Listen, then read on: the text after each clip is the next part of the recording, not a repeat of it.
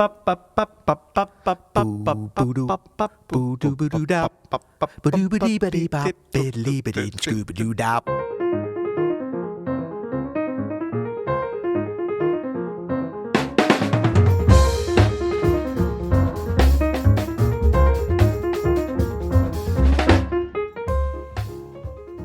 Adam Maness. And I'm Peter Martin. And you're listening to the You'll Hear It podcast. Daily jazz advice and occasional counterpoint coming at you.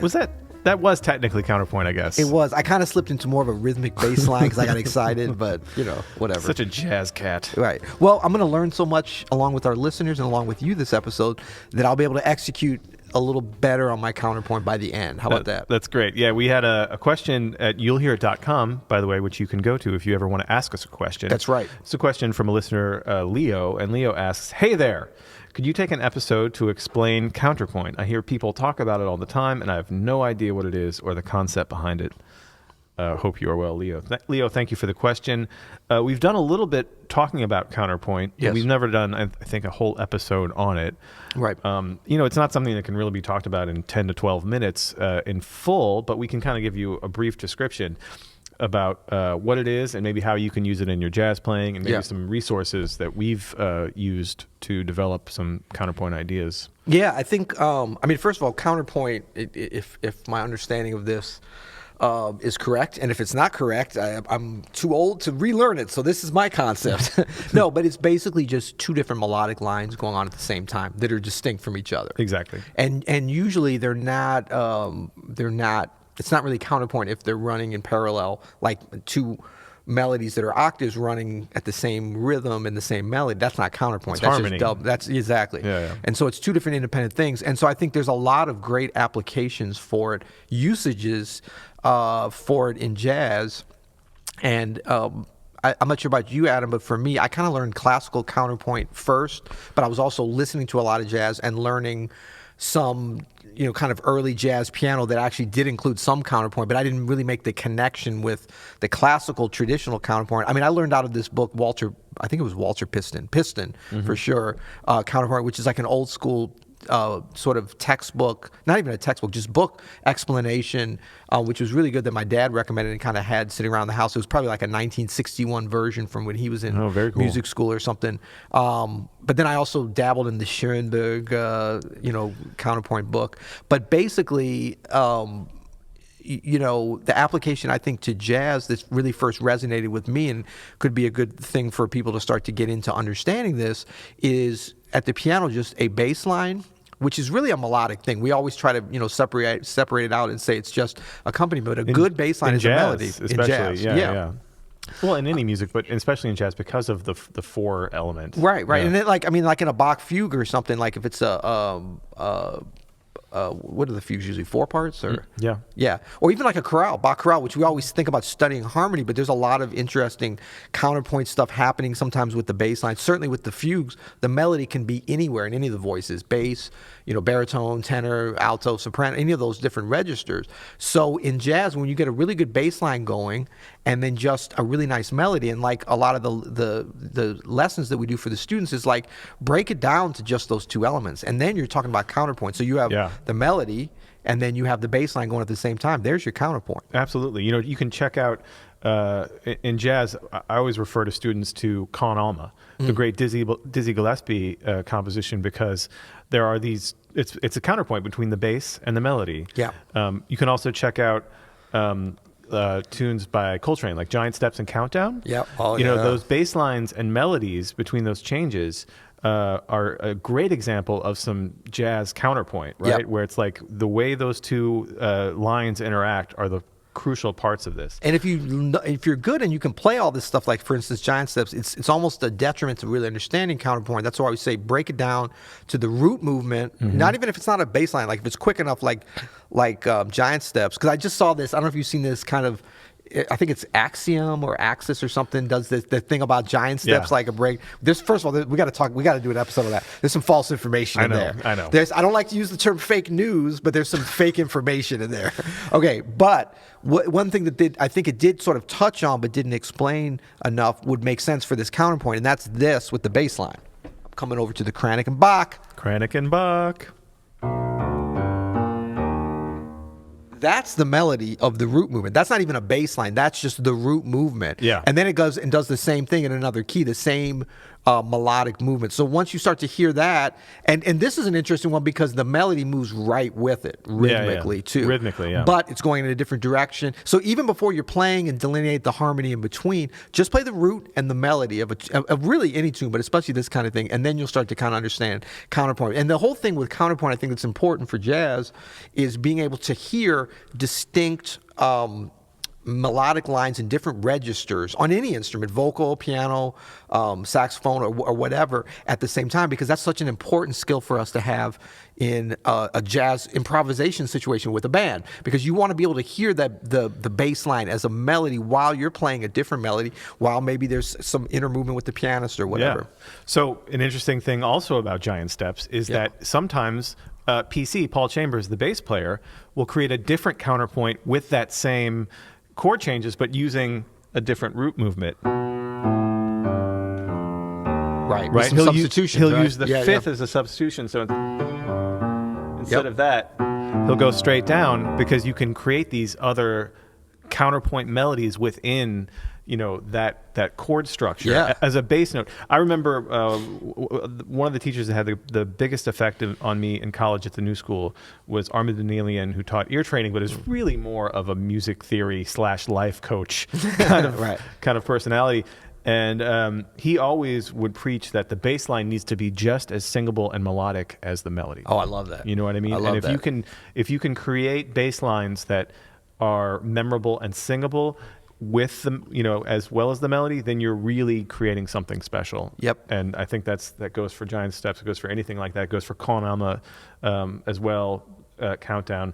I came to the actual study of classical counterpoint a little bit later. I'd already been playing a lot of jazz, and I just had started, this was maybe 8 to 10 years ago, I'd started writing more for strings and doing orchestral arrangements, and really wanted to understand some of these rules of creating these counterpoint melodies.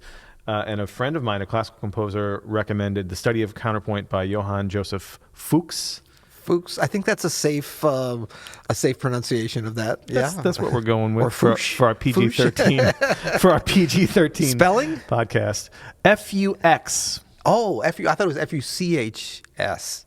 Nope. F-U-X. F-U-X. Ooh, Fuchs. Yeah, Fuchs is what good. I'm going to say. Right, okay. Anyway, but this is an amazing book. It's like $11 in paperback. It's called The Study of Counterpoint by Fuchs, F-U-X. And it's the same book that Haydn learned from, Mozart learned from, Beethoven. It's been hacks.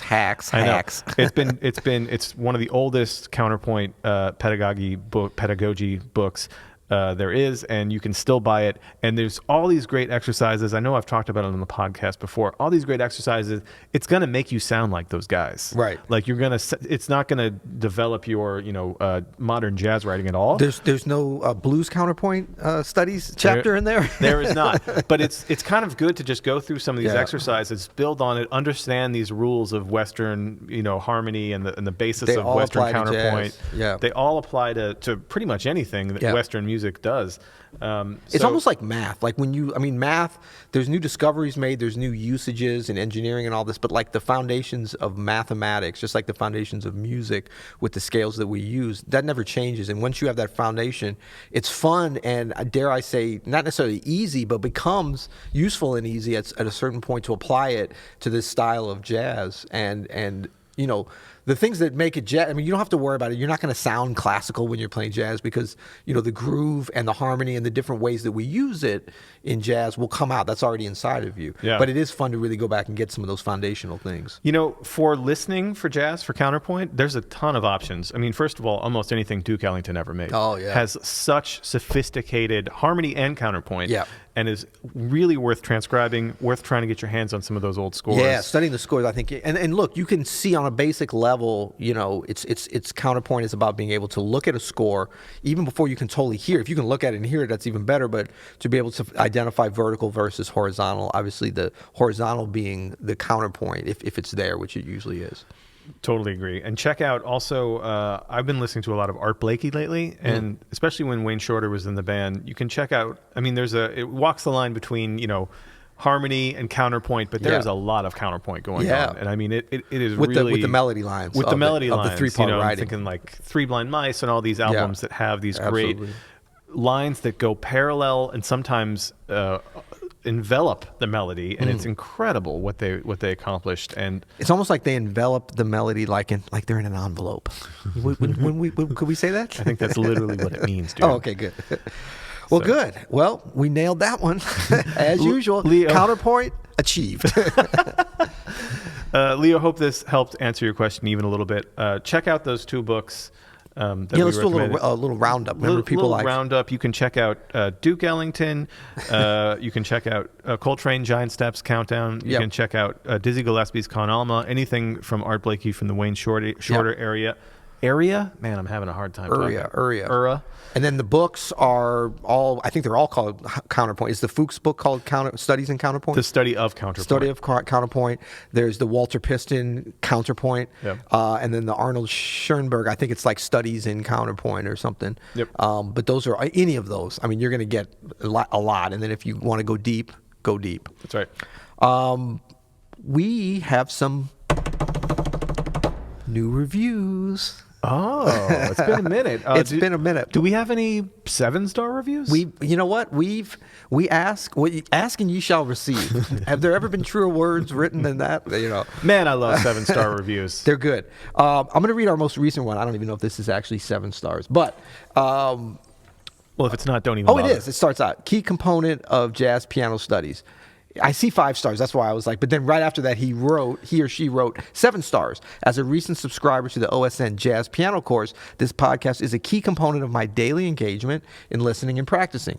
As a mature hobbyist, in quotes, now I don't know, do they mean they're of mature age or they're mature at being a hobbyist? I mean, that's what I say because I'm old when I want to talk about myself. Yeah. Okay, as a mature hobbyist with the time to get serious about chops and deep knowledge, I really appreciate the OS approach of committed professional teachers supporting and responding to a worldwide community of players. And that's from retiree Steve from the USA. So yeah, I guess it's mature and retired. So thank you so much, Steve, for that. And I actually, our goal with Open Studio is really exactly what you've put it better than we've been able to come up with. Committed professional teachers supporting and responding to a worldwide community of players. That's truly what we have, and I'm so appreciative to our professional teachers, starting with you, Adam, right here in house. Oh, well, you're welcome, buddy. Going all the way, to Christian McBride, Diane Reeves, Gregory Hutchinson at the drums. I mean, these are truly, the best of the best players and professional, but they are great teachers. That's right. Like, we don't have anybody here that just can play but doesn't know how to inspire, how to teach, how to explain. Yeah. Some people they don't want to pull the what was the thing in the Wiz, in the Wizard The curtain. of Oz? They don't want to pull the curtain back. Yeah, but it was like they were hiding behind there. Remember the wizard was back there. It was a curtain. Well, it was a big grandiose curtain though, wasn't But it? that's what the whole they talk about pulling the curtain back. That's Really? that's from the Wizard of Oz. Okay, so the curtain. Like I said. Bro, it's Thanksgiving, man. You need to catch up on your Wizard of Oz for real. Okay, so pulling the curtain back,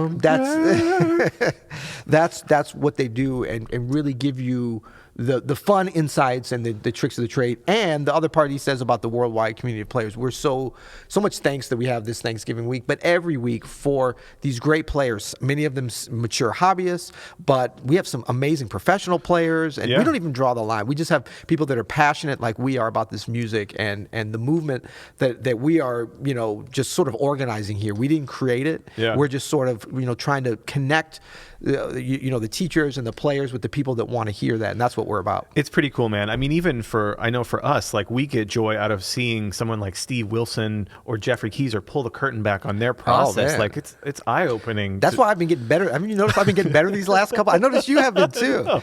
Yeah, and we get the lessons for free. So it's a lot of personal you too, benefit. you have the curtain wide open. Sometimes a little too much. Hey now. No, but it is awesome, and our community of students all across the globe. I mean, we're in dozens and scores of countries now, and it's great. I get to interact on a daily basis in we have our own in-house social network, The Hang. We have our own Facebook group, and I get to really interact with our students. It's awesome to get to hear from professionals and amateurs and beginners and people who are aspiring to just play, jazz, and it's really a fun community. So and I mean, last month in October, I was able to meet. I actually traveled to 5 continents on tour. I think the most I've ever done in 1 month. But on every continent, I met students of ours, members of Open Studio. It was so fun. Folks that came up to me, some I had met before, and said, and they weren't all students of mine. They were some of different courses or all access pass. And so that's a really beautiful kind of personal connection. And I love that meeting folks out there. So thank you, Steve. And we have a little bit of exciting news this week. So you might have noticed, we rarely go in for this kind of deal here on the You'll Hear It podcast. We like to keep the You'll Hear It podcast informative, light, and fun, but it's Black Friday, buddy. Right. It's the week of Thanksgiving. It's a big week. It's a big week, and so we have these awesome deals. We want to make sure that you're hip to them. Do you know about our Doorbuster special? Oh, no, I'm just kidding. Crazy Pete's Doorbuster. Yeah, okay, we don't have that. But you don't. The great thing is you don't have to go down and bust any door. You don't have to get trampled at Target or anything for our deals, right? Where can they get them? You can get them at openstudionetwork.com/BF. However, you don't even have to enter that into your computer. If you're listening on, say, an iPhone, and you're on the podcast app, which I know many of you are, all you have to do is where you see... Are you stalling now? I'm stalling now because I'm getting it up. Episode webpage, right? Yeah. So what you do is you go to details. You see my episodes. Yeah. You see that, Pete? I'm showing Peter my phone right now. Yeah. See my episodes, and say you're looking at last Tuesday's Should You Move to New York City, Paris, LA, Tokyo. No, but tell them what to do if they're listening right now to this episode. Oh, okay. So go to... Because they're listening right now. Go to details, and then go to episode webpage. That's going to take you to openstudionetwork.com/BF, and you're going to be able to sign up to get alerts about some pretty incredible discounts that are dropping on Friday. Exactly on Friday. Are we're doing like Central Time, East? I don't know. You know what? We might even do it rolling. Don't worry about it. If midnight on Friday is dropping. But actually, that's a good reason you should go sign up now at openstudionetwork.com/BF, because we're going to do a special thing for You'll Hear It listeners only. As a always. little priority announcement. Of course. And you're going to get a head start. But really, these are going to be our best deals of the year. We've been talking about this all year. We're so excited. This is the same quality content, the same offerings. It's just going to be super big discount. This is the only time of the year that we're doing this, and we're trying to bring as many people into the fold, spread the love, and bring in more of this great worldwide community of players in with us. That's right. Yeah. So thank you so much for joining us today. Thank you for checking out that page, openstudionetwork.com/Black Friday. Go to details. /BF. /BF. Oh, man. just when you want to remember, just think of Adam. Just think of me. You're a BF. You're your best friend. Okay.